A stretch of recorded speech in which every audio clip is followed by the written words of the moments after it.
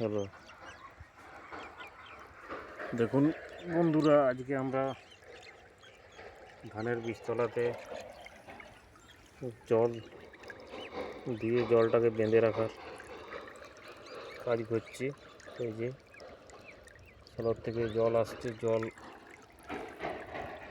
দিয়ে পুরোটা ভর্তি করে বাঁধা হবে, তারপর এটাকে বেঁধে রাখা হবে। বেঁধে রাখার পর আর এই জলটাকে কাটানো হবে না, এইভাবেই থাকবে। এটা তো এইভাবেই থাকবে, এরকম জলে ডুবে থাকবে, শুধু নিচের মাথাটুকু বেরিয়ে থাকবে। যে দেখতে পাচ্ছেন আস্তে আস্তে জল চারিদিকে ভর্তি হচ্ছে। তারপর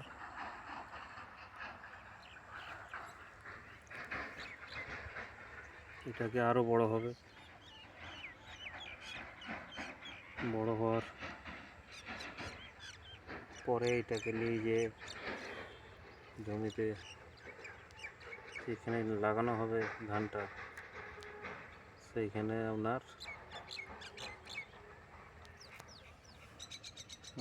নিয়ে যেয়ে গোছা গোছা করে বীজটা তুলে তাড়ি আঁটটি বেঁধে নিয়ে যেয়ে কাদা করে জমিতে ওটাকে পুঁতা হবে। তারপরে ধানটা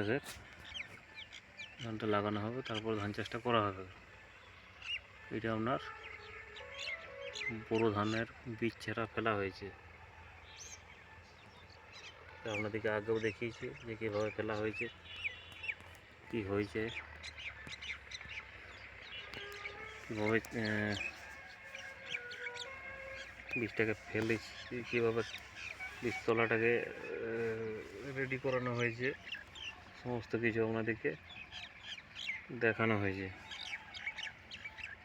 এবারে গাছটা ওই বীজটা ফেলার পরে এটা এখন এই অবস্থায় সবুজে ভর্তি, পুরো সবুজ হয়ে উঠে এসেছে। এটা আস্তে আস্তে বীজটা আস্তে আস্তে বৃদ্ধি পাবে, বাড়বে।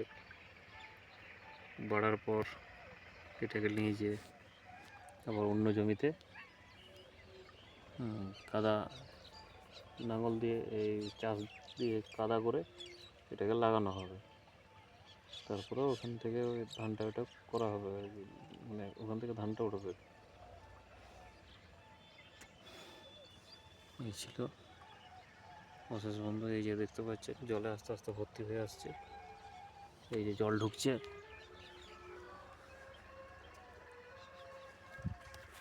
এই যে দেখুন লাগা দিয়ে জল আসছে অনেক দূর থেকে।